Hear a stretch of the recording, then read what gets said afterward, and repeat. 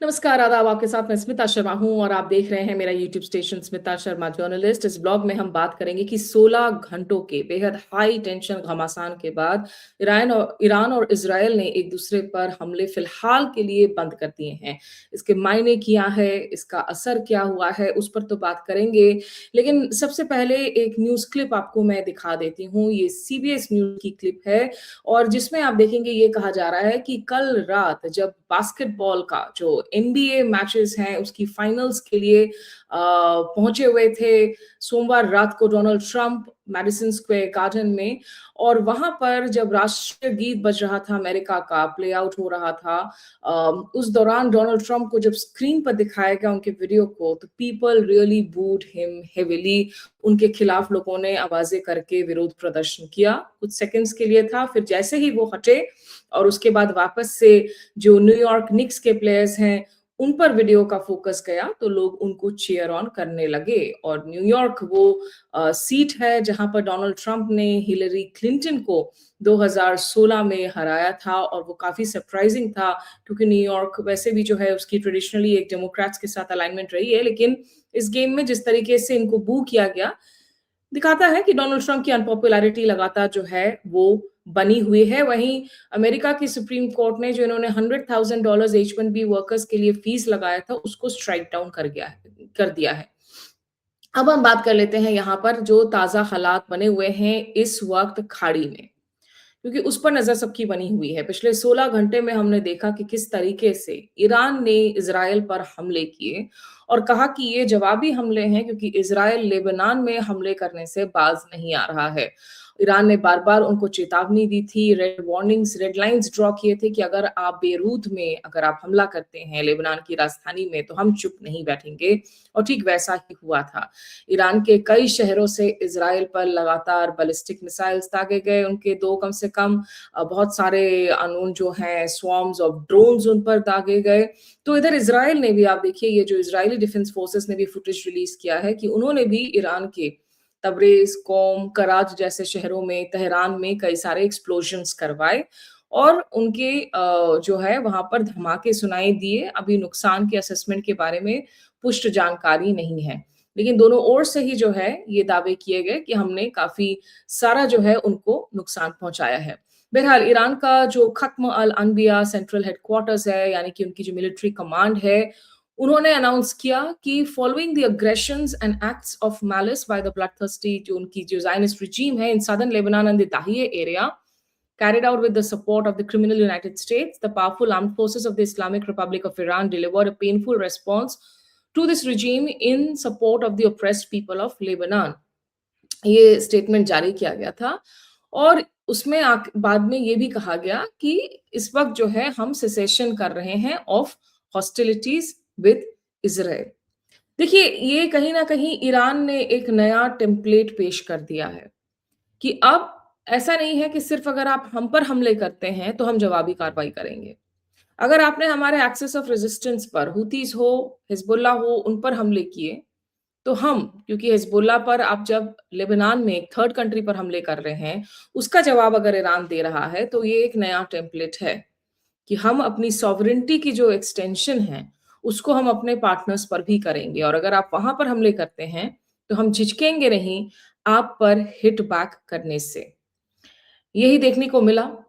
Israel कहीं न कहीं लगातार इज़राइल के अंदर जो फार राइट वॉइसेस हैं, जो बार-बार कह रही थी कि नहीं हम तो आतंकियों का खात्मा कर रहे हैं, उनकी बेहद आलोचना हो रही है दुनिया भर में कि आप कहते हैं कि आप हमास को टारगेट कर रहे हैं, हिज़बुल्लाह को टारगेट कर रहे हैं, लेकिन आप रिहायशी इलाकों को बार-बार धराशायी कर रहे हैं, आम लोगों की जानें जा रही हैं, लाखों की तादाद में लोग विस्थापित हो रहे हैं। ये जो 16 घंटे का एस्केलेशन हुआ है, देखिए इसके पहले कई सारे मेरे व्लॉग्स और पॉडकास्ट में मैंने कहा है कि अभी जब तक एक लॉन्गर सीज़फायर नहीं होता, मेमोरेंडम ऑफ अंडरस्टैंडिंग नहीं होता, हम इस तरह के सडन ब्लो अप्स को इस वक्त हम रूल आउट नहीं कर सकते हैं। ये अभी बीच-बीच में स्पारिंग होती रहेगी और इसका असर दुनिया भर के ग्लोबल मार्केट्स पर पड़ेगा, ऑयल प्राइसेस पर पड़ेगा। फुल ब्लोन वॉर भले ही इस वक्त फिर से शुरू ना हो, क्योंकि टेक्निकली अमेरिका और ईरान के बीच में जो संघर्ष विराम 8 अप्रैल को शुरू हुआ था वो अभी भी है। इट्स वेरी फ्रैजाइल, वो टीटर कर रहा है। लेकिन डोनाल्ड ट्रंप ने ये नहीं कहा कि ऑपरेशन एपिक फ्यूरी की बहाली हो रही है। ईरान और इज़राइल एक-दूसरे के वाटर्स को टेस्ट कर रहे हैं, कि किसमें कितनी क्षमता बाकी है, कितना रेज़िलियंस बाकी है। ये इस वक़्त देखना बहुत ज़रूरी हो जाता है। और तस्नीम न्यूज़ एजेंसी जो कि एक सेमी ऑफ़िशियल न्यूज़ एजेंसी है ईरान की, उनके ज़रिए से जो खबर आ रही है कि मिलिट्री सोर्सेज़ कह रहे हैं कि Iran is prepared for a long term war. क्योंकि ईरान ने लगातार अमेरिका को भी यही कहा है कि भई हम कोई भी समझौता झुककर तो आपसे करने वाले हैं नहीं, हम सरेंडर नहीं करेंगे अपने हितों को। आप जिन शर्तों की माँग कर रहे हैं, हम परमाणु कार्यक्रम में अपने यूरेनियम एनरिचमेंट राइट्स को हम गिव अप नहीं करेंगे।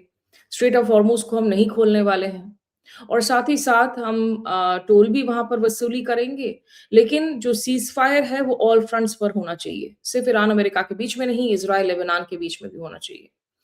तो डोनाल्ड ट्रंप ने हालाँकि नेतन्याहू से बात की, शुरू में डोनाल्ड ट्रंप ने कहा था कि मैंने नेतन्याहू को कहा कि आप ईरान पर जवाबी हमले ना करें। बावजूद इसके नेतन्याहू ने किया, तो नेतन्याहू ने भी एक तरीके से अमेरिका को ठेंगा दिखाया और कहा कि भई भले ही तुम्हारी मिलिट्री एड पर हम सबसे ज़्यादा निर्भर हैं, लेकिन हम करेंगे तो वही जो हम चाहेंगे। और नेतन्याहू के हमलों के बाद में फिर डोनाल्ड ट्रंप ने कहा कि अब दोनों ओर से जो है खामोशी है और सेसेशन हो चुका है, लेकिन बातचीत अभी जारी है, देखना होगा कि कब जाकर जो है ये जो समझौते पर बैक एंड फोर्थ हो रहा है पाकिस्तान की मध्यस्थता के हवाले से, इसको हम पूरा कर पाते हैं। यहाँ एक इम्पोर्टेंट खबर है, जब ये निक्स गेम से बाहर निकल रहे थे डोनाल्ड ट्रंप, जब उन्होंने मीडिया से बात की, इन्होंने कन्फर्म किया कि एक यूएस मिलिट्री की जो हेलीकॉप्टर है, वो स्ट्रेट ऑफ हॉर्मुज़ में क्रैश हुई है। कल ही अगर आप यूएस सेंटकॉम के अगर आप ट्विटर पोस्ट पर जाएँ, तो वो वहाँ कह रहे थे कि कैसे हमने ईरानियन ड्रोन्स को मार गिराया है। लेकिन यहाँ पर खबर आ रही है कि यूएस मिलिट्री के एक हेलीकॉप्टर को ईरान ने ताज़ा हमलों में स्ट्रेट ऑफ हॉर्मुज़ में मारा है। पायलट्स आर फाइन ये बता रहे हैं और आज देर रात जो है इसके बारे में जानकारी मिलेगी, कोई ज़ख्मी नहीं हुआ है। तो ईरान ने इतना भारी नुकसान लगातार पहुँचाया हुआ है अमेरिकन मिलिट्री एसेट्स को भी, ईरान को खुद भी नुकसान हुआ है, उनकी अपनी मिलिट्री को भी नुकसान हो रहा है। लेकिन ऐसा नहीं है कि वो बस एक तरफ़ा नुकसान है, ईरान ने ज़बरदस्त नुकसान पहुँचाया हुआ है इस वक़्त अमेरिका को भी, पूरे खाड़ी क्षेत्र में अमेरिकी बेसेस को भी।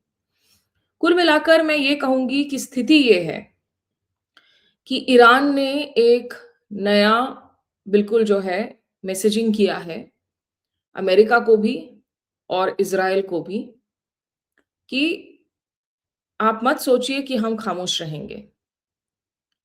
पिछले साल 12 दिनों का एक भीषण कॉन्फ्लिक्ट देखने को मिला था ईरान और इज़राइल के बीच में। उसके पहले जब बहुत सारे ईरान में असैसिनेशंस हो रहे थे, तो ईरान की काफ़ी मज़ाक उड़ाई जा रही थी कि अरे तुम लोग बस कहते रहते हो, अयतुल्ला अली खामनेई सिर्फ़ थ्रेट्स देते रहते हैं सोशल मीडिया पर, करते कुछ नहीं है।